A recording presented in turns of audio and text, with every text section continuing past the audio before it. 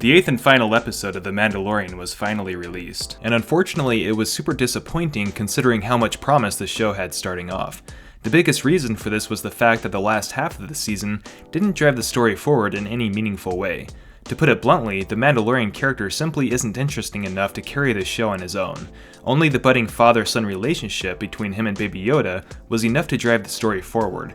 So when the Mandalorian was focused on the titular character's relationship with Baby Yoda and his plans for survival, the show was good. When it focused too much on the adventure of the week at the expense of Baby Yoda, the story suffered. The first half of The Mandalorian's first season was particularly good because it focused on the story and its characters in a meaningful way. It also established an effective cadence in how it established the story's plot points by not trying to do everything all at once. The first and third episodes were almost entirely story-driven episodes, and episodes 2 and 4 were side quest episodes that had just enough bearing on the overarching story to be interesting, while having effective character moments that led us to care about the Mandalorian's plight. The latter half of the season lost this particular rhythm of offsetting each side quest episode with a story-driven one, and barely pushed the story or the characters forward in any meaningful way. Episode 5 introduced overtly annoying and badly written characters, and Episode 6 was even worse. Episode 6 was content to have characters lazily walking around without any urgency driving them forward. On top of that, characters that should have been competent were simply lazy caricatures that had no purpose in the overall story and didn't provide any meaningful growth for the Mandalorian himself. Simply put, these episodes had nothing to do with anything important. Because the middle section of the first season did next to nothing to explore the story or develop its characters, the season began to sag. It could have almost been salvaged had the last 2 episodes gone above and beyond, but unfortunately they were merely mediocre. There's going to be some spoilers ahead for those of you who have not yet finished The Mandalorian, but for some reason the showrunners decided to kill off the 2 most interesting characters in the show, namely Nick Nolte's fan favorite Cool and Werner Herzog's villainous Client. I have to admit that one of the main reasons I decided to give The Mandalorian a shot in the first place was purely because of Werner Herzog's part in it.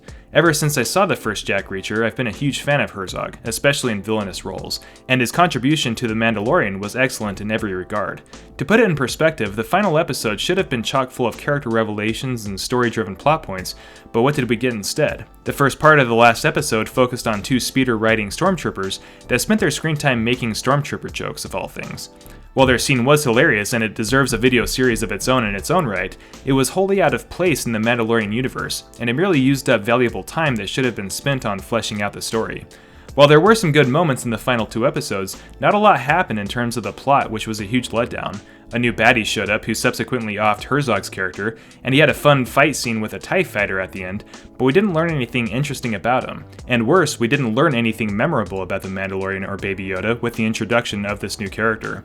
And that's the kicker. We know that the remnants of the Empire wanted Baby Yoda for some reason, but it's never explained or even teased as to what their motivations in the first place are.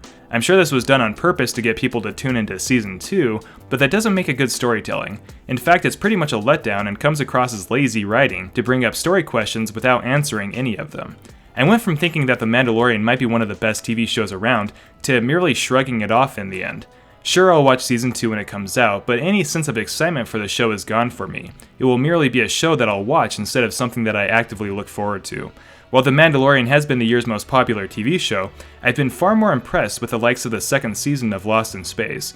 Not only does Lost in Space have terrific production value that rivals its silver screen counterparts, but the writing is tight and the characters all get a chance to shine and develop into better versions of themselves.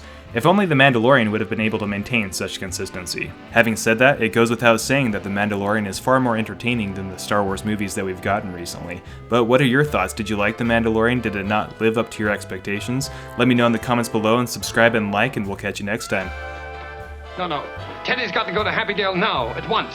Now, he's down in the cellar. Get him up here right away. When there's no such hurry as that. No, when Teddy's working on the canal, you can't get his mind on anything else. Well, look, darlings. Look, I'm frightfully sorry, but I've got an awful shock for you. Teddy's killed a man, darlings.